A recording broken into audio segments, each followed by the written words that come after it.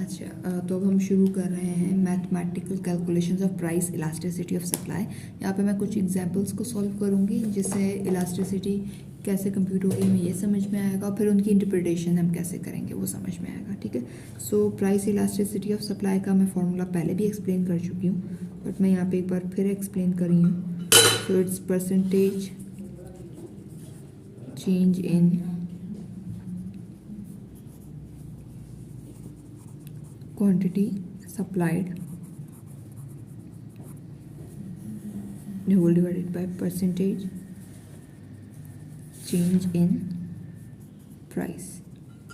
ठीक है, और यहाँ पे सेम गुड की बात हो रही है। सो इसको अगर मैं मज़ीद फॉर्म में लिखूँ, चूँकि अब सप्लाइड की बात हो रही है तो मैं एस को यहाँ पे यूज़ नहीं कर रही, मैं सिर्फ क्यू लिख रही हूँ। ठीक है, so it's Q2 minus Q1 whole divided by Q1 multiplied by 100। Similarly, P2 minus P1 multiplied by 100। ठीक है, यहाँ पे Q2 Q1 are basically the final quantity supplied। Similarly, initial Q1 is initial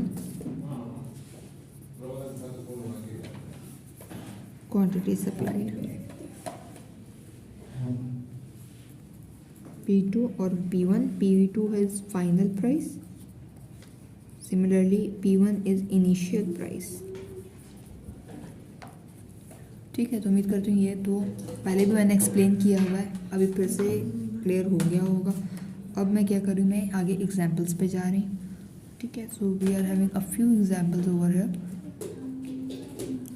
तो prices of laptop increases from $8,000 to $1,000 and the quantity supplied rise from 10,000 to 15,000 units। ठीक है, सो इसको यहाँ पे मैं इसको चेंज कर लेते हैं यहाँ से, और मैं यहाँ लिखूँगी Q2 Q1 P2 P1।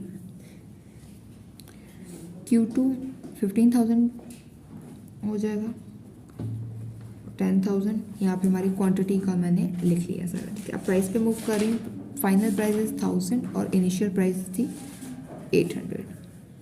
ये ज़्यादा हो गया 1000, ओके, और यहाँ पे 800। ठीक है, सो अब मैं क्या कर रही हूँ, सिर्फ और सिर्फ इसको फॉर्मूले के अंदर मैं प्लग इन करूँगी और इसको सॉल्व कर लूँगी। P2 P1 whole divided by P1 and multiplied by 100। ठीक है, सो Q2 is 15,000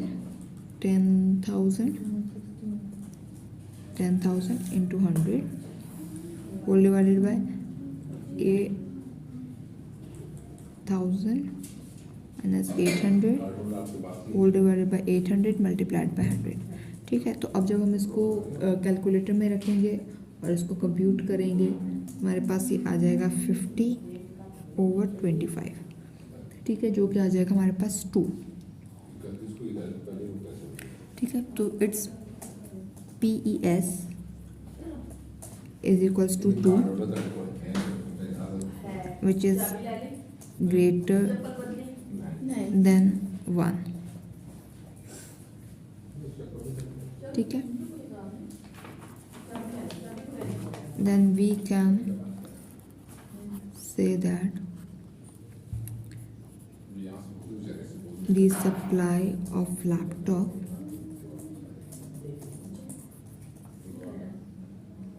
is elastic क्योंकि वो greater than 1 है। ठीक है, उम्मीद करती हूँ ये क्लियर हो गया होगा आप लोगों को। अब मैं आगे मूव कर रही हूँ अपनी नेक्स्ट एग्जाम्पल की तरफ।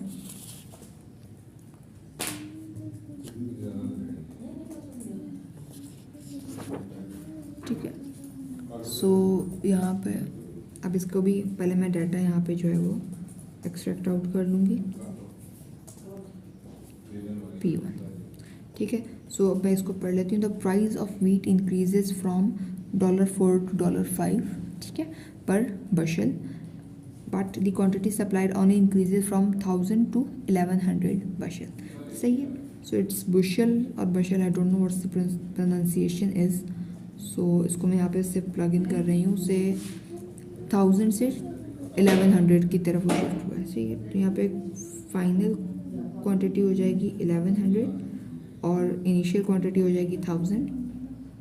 P2 विल बी 5 जो कि फाइनल प्राइस है और P1 will be initial price. अब मैं यहाँ पे इसको PES फॉर्मूला पूरा यहाँ पे लिख रही हूँ फिर से।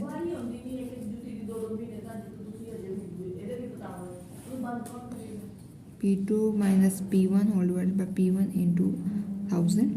ठीक है, और मैं सिमिलरली यहाँ पे इनकी वैल्यूज़ को पुट कर दूँगी जैसे मैंने अभी पहले वाले में भी किया था। Divide by 100 whole divided bye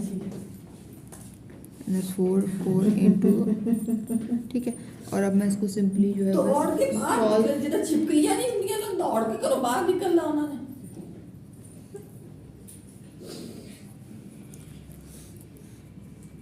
ठीक है, तो आपके पास PES जो है वो 0.4 आ जाएगा।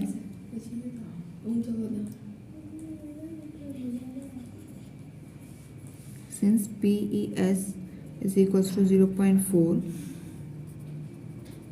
which is less than 1,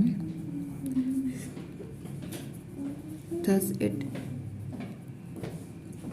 indicates that supply of wheat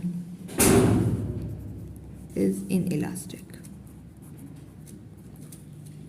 ठीक है, तो उम्मीद करती हूँ ये कंप्यूटेशन कैसे हो रही है ये भी आप लोगों को क्लियर हो गया होगा, इंटरप्रिटेशन कैसे की जा रही है आप लोगों को ये भी क्लियर हो गया होगा।